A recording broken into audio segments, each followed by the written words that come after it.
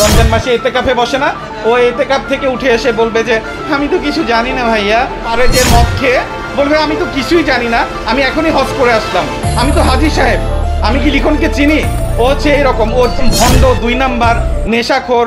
ও যে বস্তিতে থাকছে, আসে না যে মূর্খের ঘরে যখন পণ্ডিত হয় তখন তার দশা কি হয়, বা যারা আঙ্গুল ফুলে কলা গাছ হয়ে রাতারাতি বড়লোক হয় তারা তাদের পাস্ট ভুলে যায়, ও তো ঠিক সেই কোয়ালিটির। ও যে একটা বস্তিতে ছিল, ও যে একটা টোকায়, বস্তিতে থাকা কোনো অপরাধ না, বাট ও সেটা ভুলে গেছে। ওর যে বাসা থেকে লায়লা ওকে নিয়ে আসছিল, সে বাসার উপরে টিনও ছিল না, পলিথিন, সেটা দিয়ে পানি পড়তো, ওই জায়গার তো সে ভুলে গেছে। এই জন্য তো সে লিখনকে চিনবে না। লিখন তো বংশগত বড়লোক, ওর মতো তো টোকাই ছিল না।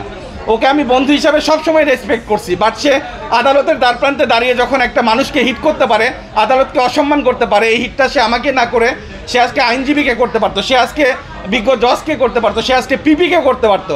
এই জন্যই আমার এই প্রতিবাদ, যে ও নেশা খেয়ে ও দুনিয়ার কোনো কিছু দেখে না, ও শুধু দেখে নারী, আরও শুধু দেখে কোথায় টাকা আর কোথায় বড় বড় ফিগার পাওয়া যায়, সেগুলো দেখবে, টাকা কালেক্ট করবে, অ্যান্ড হচ্ছে সেই টাকাগুলো নিয়ে এসে আদালতকে অসম্মান করে, যে আদালতের বারান্দায় দাঁড়ায় মারার পরেও 1 মিনিট পরে বলে যে আমি কিছুই জানি না।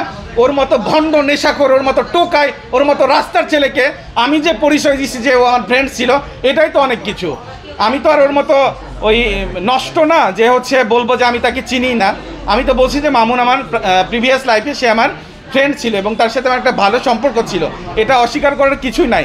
আর ও ডিরেক্ট অস্বীকার করতেছে যে সে আমাকে চিনে না, তার মানে সে নিশ্চয়ই ব্যবসা করবো কেন ভাই? আমাকে নিয়েই তো টোটাল বাংলাদেশ এখন ট্রেন্ডিংয়ে ভিউ ব্যবসা চলছে। ওই যে কি যেন একটা ইমরান আছে না, মানবতার ফেরিওয়ালা, 2টা ভিডিও করছে, 8 ঘন্টায় 1 মিলিয়ন 2 মিলিয়ন ভিউ হয়ে গেছে। তো ভিউ ব্যবসা তো মানুষ আমাকে দিয়ে করতেছে, আমি ওর মতো ওই টোকাইকে নিয়ে কি ভিউ ব্যবসা করবো? আর কোনো ভিডিও কি আমি করছি নাকি? তো ওখানে ছিল, এই জন্য দেখছে। ও আমার ওই যে সার্জারির সময় ছিল, সিজারের সময়, ও তো সব দেখছে, এই জন্য সব কিছু জানে। ওর মতো একটা টোকাই, বস্তিতে থাকা ছেলে, ওর মতো একটা নেশাখোর কি বললো তাতে তো আমার কোনো যায় আসে না। আমার 9 বছরের একটা মেয়ে আছে, এটা মানে 14 বছরের একটা মেয়ে আছে, যাকে আমি 9 বছর থেকে নিয়ে ভিডিওতে শো করেছি।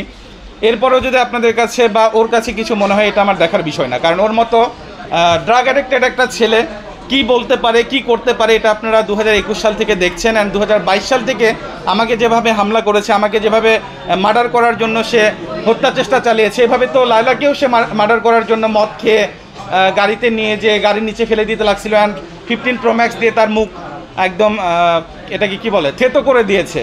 তো এটা তো সবাই দেখছেন। ও মারবে এবং পরেক্ষণেই বলবে যে আমি মারিনি, আমি তো কিছু জানি না। মনে হবে যে ও একদম ওই যে ভাইরাল। আমার মামুনকে দিয়ে ভাইরাল হতে হয় নাই। আমি আমার নিজের যোগ্যতায়, আমি আমার ভয়েস দিয়ে, আমি আমার চুল দিয়ে, আমি আমার ওই ছেঁড়া হাফ প্যান্ট দিয়ে, আমি আমার খালি গায়ে ভিডিও বানাই আমি ভাইরাল হয়েছি। আমি মামুনকে আমাকে যদি কারো মেয়ে মনে হয়, সে তাদেরকে নিয়ে আসেন, তারা চাইলে আমাকে বিয়ে করে নিয়ে যাক, আমি নিশ্চিন্তে ভালো লাইফ লিডিং করব। আর যদি কারো ছেলে মনে হয়, তারাও আমার কাছে আসতে পারে, মোস্ট ওয়েলকাম। যেহেতু আমার ওয়াইফ এখন নাই, ডিভোর্স, সো চাইলে মেয়েরাও সিরিয়ালে আসতে পারে। আর যদি কারো একান্ত ব্যক্তিগত জীবনে মনে হয় যে আমি মেয়ে মানুষ, সে আমাকে বউ বানায় নিয়ে যাক না, সমস্যা কি?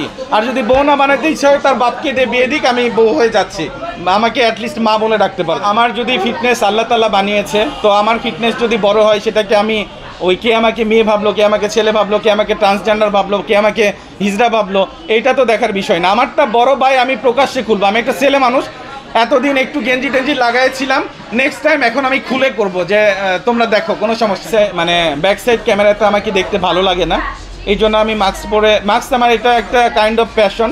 তারপরেও দেখা যায় ব্যাক সাইড ক্যামেরায় আমাকে ভালো লাগে না, জাস্ট এই জন্য আমি মাস্কটাকে ক্যারি করি। এছাড়াও কিছু অ্যাওয়ারনেসের জন্য আমি মাস্কটা বাইরে সবসময় প্রিফার করি। মানে ওর এইটা থাকবে, আমি কিছুই জানি না। সাংবাদিকদেরকে বলবো আমি কিছুই জানি না, আমি মাত্র রোজা ছিলাম, এখন ইফতার করব। ওর মতো তো